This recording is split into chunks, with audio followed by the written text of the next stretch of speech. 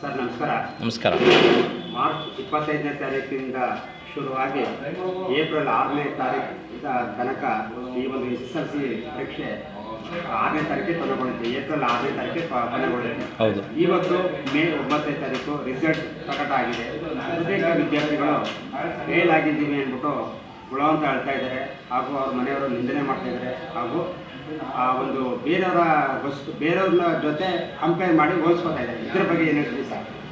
ನೋಡಿ, ವಿದ್ಯಾರ್ಥಿ ಮತ್ತು ವಿದ್ಯಾರ್ಥಿನಿಯರು ಏನು ಈ SSLC 10ನೇ ತರಗತಿ ಪರೀಕ್ಷೆಯಲ್ಲಿ SSLC ಪರೀಕ್ಷೆ ತೇರ್ಗಡೆ ಹೊಂದಿದ್ದ ಎಲ್ಲ ವಿದ್ಯಾರ್ಥಿ ಮಿತ್ರರಿಗೂ ಮೊದಲನೇದಾಗಿ ಅಭಿನಂದನೆಗಳು ಸಲ್ಲಿಸ್ತೇನೆ. ಅನುತೀರ್ಣಗೊಂಡವರು ಕುಗ್ಗದಿರಿ, ಮರಳಿ ಯತ್ನ ಮಾಡಿ ಗುರಿ ತಲುಪಿರಿ ಅಂತ ಪೋಷಕರ ಒಂದು ಕಿವಿಮಾತು ಹೇಳಬೇಕು. ಅವರೇ ಪೋಷಕರು ಆತ್ಮಧೈರ್ಯ ತುಂಬುವಂಥ ಕೆಲಸವನ್ನು ಮಾಡಬೇಕು. ಅದೇ ರೀತಿಯಲ್ಲಿ ಫೇಲ್ ಆದಂತಹ ವಿದ್ಯಾರ್ಥಿಗಳಾಗಲಿ ವಿದ್ಯಾರ್ಥಿನಿಯರೇ ಆಗಲಿ ಆತ್ಮಧೈರ್ಯ ತುಂಬಿಕೊಳ್ಳಿ. ಸೋಲಿಲ್ಲದೆ ಗೆಲುವಿಲ್ಲ, ಸೋಲೇ ಅಂತ್ಯವಲ್ಲ. ಏಳು ಬೀಳುಗಳು ಸಹಜ, ಬಿಡದೆ ಮುನ್ನುಗ್ಗಿರಿ, ಚೆನ್ನಾಗಿ ಓದಿ.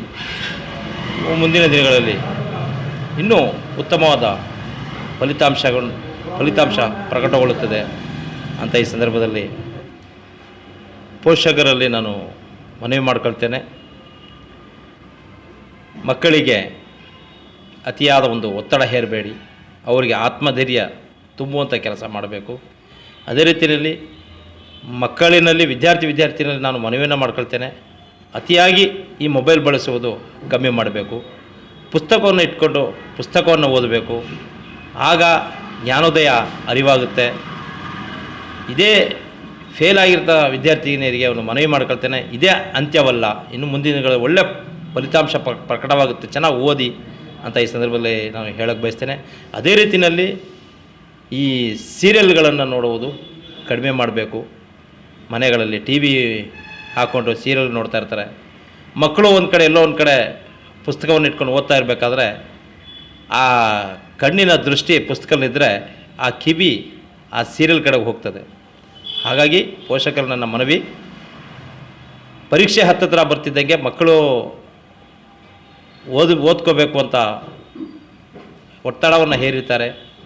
ಕಾಲೇಜಿನಲ್ಲಾಗಲಿ ಶಾಲೆಗಳಲ್ಲಾಗಲಿ ಚೆನ್ನಾಗಿ ಓದಿ ಅಂತ ಅವರು ಹೇಳಿರ್ತಾರೆ. ಅದರಿಂದ ಅವರು ಓದ್ಕೊಳ್ಳೋಂಥ ಒಂದು ಸಂದರ್ಭದಲ್ಲಿ TVಗಳನ್ನು ಬಂದ್ ಮಾಡಬೇಕು ಪೋಷಕರು.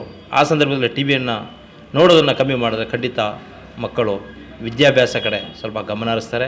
ಅವರ ಫಲಿತಾಂಶವು ಅತಿ ಹೆಚ್ಚು ಒಂದು ಅಂಕಗಳು ಪಡಿತಾರೆ, ಒಳ್ಳೆಯ ಇನ್ನೂ ಎತ್ತರಕ್ಕೆ ಹೋಗ್ತಾರೆ.